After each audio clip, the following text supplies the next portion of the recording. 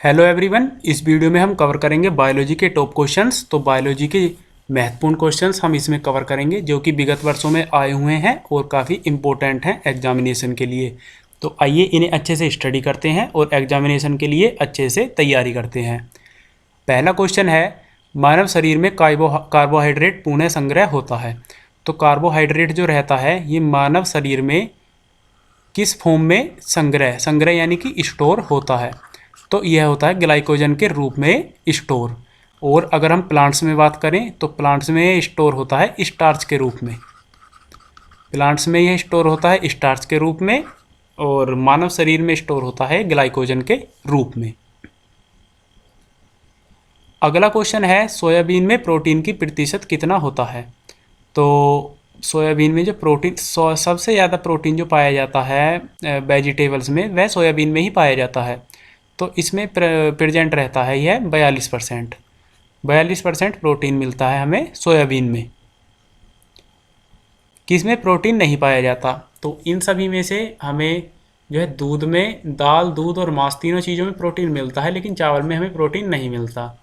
चावल अच्छे एक कार्बोहाइड्रेट के स्रोत हैं। कार्बोहाइड्रेट्स हमें अच्छी मात्रा में चावल में मिलता है, लेकिन हमें इसमें प्रोटीन नहीं मिलता। टीबिया नामक हड्डी किसमें पाई जाती है। तो टीबिया नामक हड्डी पाई जाती है हमारी लेग्स में, यानी कि टांग में।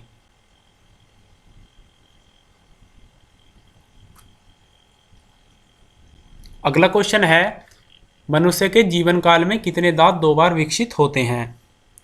तो जो दांत होते हैं मनुष्य में, तो कुछ दांत जो दो बार भी विकसित होते हैं, तो उनकी संख्या है 20। 32 में से 20 दांत ऐसे हैं जो कि दो बार विकसित होते हैं।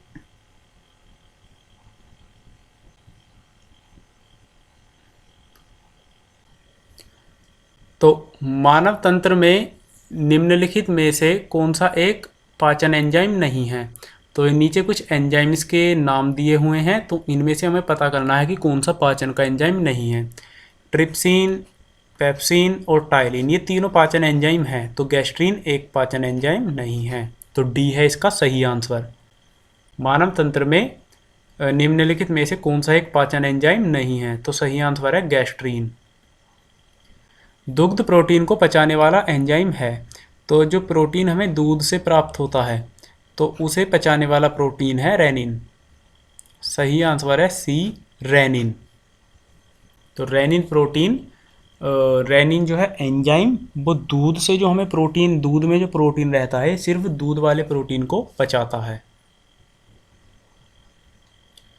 अधिकतम पोषक तत्व रक्त में कहाँ से अवशोषित किए जाते हैं।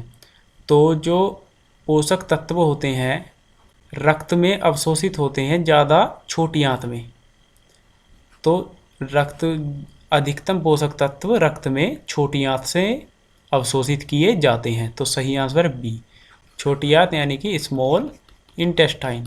स्मॉल इंटेस्टाइन में ही भोजन, सर्वाधिक भोजन जो है, सर्वाधिक भोजन का पाचन इसी में होता है, छोटी आंत में। मुख से निकली लार किसका पाचन करती है। तो मुख से जो लार निकलती है यह पाचन करती है स्टार्च का। स्टार्च का पाचन करती है मुख से, यह स्टार्च को शर्करा में बदलती है लार। और लार में जो एंजाइम होता है उसका नाम है टाइलिन। टाइलिन नामक एंजाइम लार में उपस्थित रहता है और पूरे खाने के स्टार्च का लगभग 30% भाग मुख में ही जो है पाचन हो जाता है। निम्नलिखित में से किस अम्ल की उपस्थिति मानव पेट में होती है। तो इन सभी अम्ल में से हाइड्रोक्लोरिक अम्ल HCl अम्ल की उपस्थिति मानव पेट में होती है। यह भोजन को एसिडिक बनाने में मदद करता है, जिससे कि हानिकारक जो जीवाणु रहते हैं वह मर जाते हैं। तो जो अम्ल जिसकी उपस्थिति मानव पेट में होती है उसका नाम है हाइड्रोक्लोरिक अम्ल।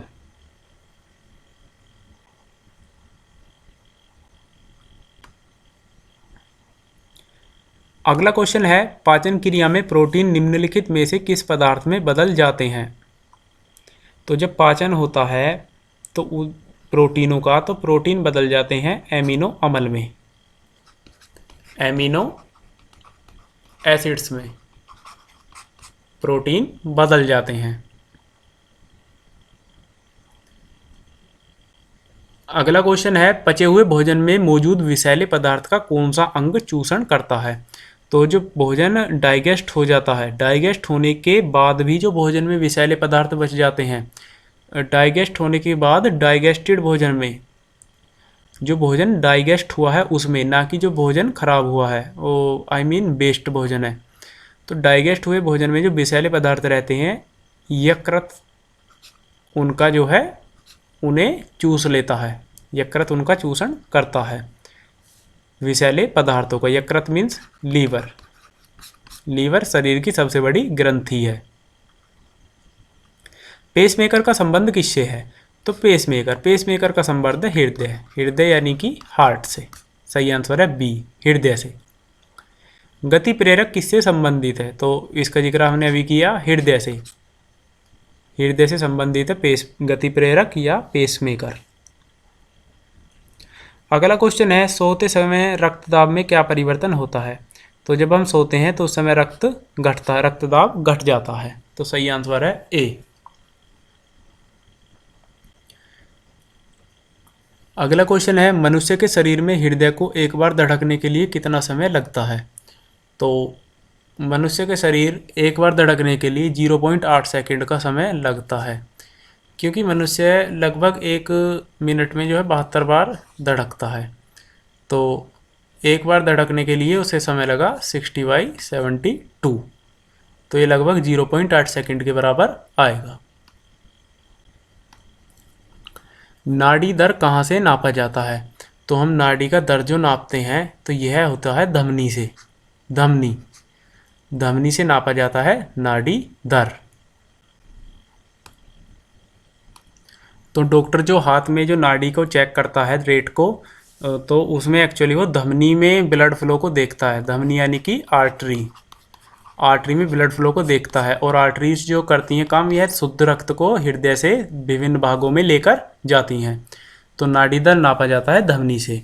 तो उसमें वह धमनी के ब्लड ले जाने की एक्चुअली जो है दर देखता है। अगला क्वेश्चन है, शरीर की विशालतम धमनी है। तो सबसे बड़ी धमनी जो शरीर की है वह है एरोटा। अगला क्वेश्चन है, रक्त में पाई जाने वाली धातु है। तो इन सभी में से रक्त में लोहा पाया जाता है, और लोहा सबसे ज़्यादा उपस्थित रहता है पालक या पत्तीदार सब्जियों में। पत्तीदार सब्जियों में लोहा उपस्थित रहता है, और यह रक्त में पाई जाने वाली धातु है। इसकी कमी से रक्त अल्पता नामक बीमारी हो जाती है, रक्त की कमी। रक्त में लाल रंग निम्न में से किसके कारण होता है। तो रक्त का जो लाल रंग रहता है यह निम्न में से हीमोग्लोबिन के कारण होता है। और हीमोग्लोबिन ऑक्सीजन को रक्त के द्वारा विभिन्न अंगों तक पहुंचाता है। तो रक्त में ऑक्सीजन के संचार को हीमोग्लोबिन ही पूरा करता है। तो और हीमोग्लोबिन ही लाल रंग होता है। रक्त में लाल रंग का कारण हीमोग्लोबिन ही होता है।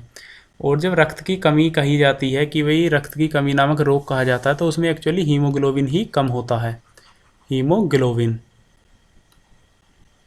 तो इस वीडियो में हमने कवर किए बायोलॉजी के काफ़ी अच्छे लेवल के क्वेश्चंस।